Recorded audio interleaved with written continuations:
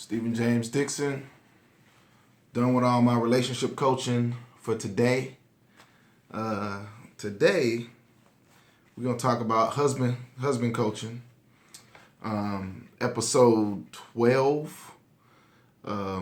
Today, I want to focus on self-evaluation. I talk to too many couples where either the husband or the wife, their self-evaluation of what they're bringing to the table is off. It's raggedy. You're not as good as what you think.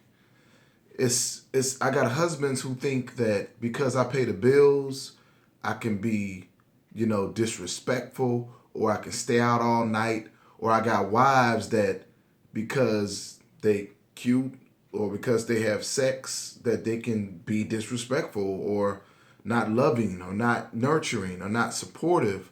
I got husbands who feel that they earn or somehow build credits up to where they can scream and yell, like just because I asked you to do something, now I can yell at you. I got too many men that want to yell at women. I got too many women that want to be disrespectful toward men. I just want to reach out to folks today and just talk about that you have to do a better job of your self-evaluation. Stop giving yourself credit where it's not due. When you evaluate yourself, what you should be comparing yourself to is not the person next door, not your sister's husband or your homeboy's wife or just, your ex, or your whatever. Just compare yourself to greatness, right? Like me, I want to be the best husband in the whole world. So I'm not comparing myself to none of my friends or none of my fraternity brothers or my brother or anybody else. I want to be the best in the world. So if I want to compare myself to the best husband in the world, if I want to be in a competition to be the best husband in the world, then I am saying I want to be great. That's what I want to do. I want to be great as a husband. And I have too many husbands and too many wives that are not here to be a great husband or a great wife. They want to be a great lawyer, great doctor, great entertainer, great rapper, great teacher, great whatever they do with whatever work or job that they have. But they're not looking to be a great husband or a great wife. And that's my most important challenge. That's what's most important to me. That's what I'm going to look back on in my life and have pride about, is the quality of husband that I was. And not just for my wife, but for me. It is who I want to be. I want to be great.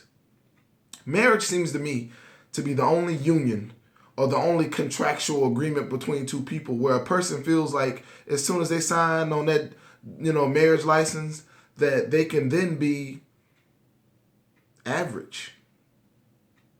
Like they don't have to earn a new contract. You know what? Let's think about it like that. Like if I was a football player and I'm under contract and, this is my last year, right? So I have to play hard. I have to do my best. I have to play to get another contract, another big payday. Marriage should be like that every year. Every year we should be trying to get better. Every year we should be adding skill sets. I got too many husbands who say, well, I don't cook. I got too many wives where I don't want to cook. I got too many husbands I don't clean. I got too many wives where I don't want to work. I got too many. It's just, and I'm not saying that you can't have things that you don't, I guess to each his own to some degree, but there's just no limit on what I can do because I want to be happily married.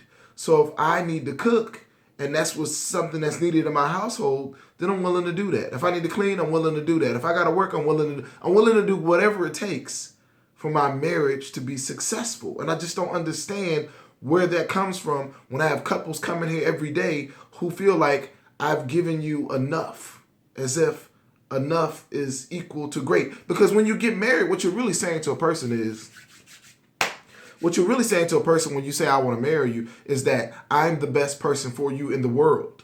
When a man says, will you marry me? What you're really saying to a woman is every dude that you dated in the past, don't worry about them. They ain't got nothing on me. I'm going to take care of you better than them. There is no one that got away. Don't worry about none of them dudes. Every dude you will meet in the future, don't worry about them. I'm better than all those dudes because I'm going to be great. Every woman out there, when you marry a man, you're really saying, when you say I do, that I'll marry you, what you're really agreeing to be the best woman in the world for that man. That's what you're agreeing to. You're not agreeing to just not date other people.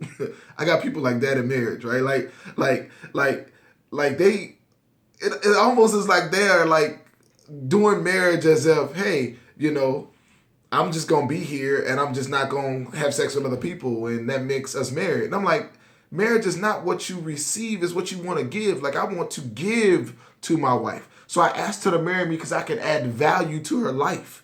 That was my goal. My goal wasn't what can I get from my wife. My goal is what can I give to my wife? How can I make her life better? How can I make her appreciate me more? Right? And so in marriage, you gotta get better with your self-evaluations. You got to be able to look at yourself in the mirror and say, am I a great husband first? Before you start complaining about your wife. Before you start complaining about your husband, look in the mirror. Are you a great wife? Great. Don't be good. Don't be okay. Don't be average. Be great. And if you was great yesterday, you got to figure out a way to be greater today. And then the next day be greater. And then the next week be greater. And every day and every week we should be getting greater and greater and greater. I don't know, it's infinite, right? I'm getting better. Why aren't you? Stephen James Dixon. Go to the website, get the book, hit me with your relationship questions, email me. What's up? We got to get these marriages on track.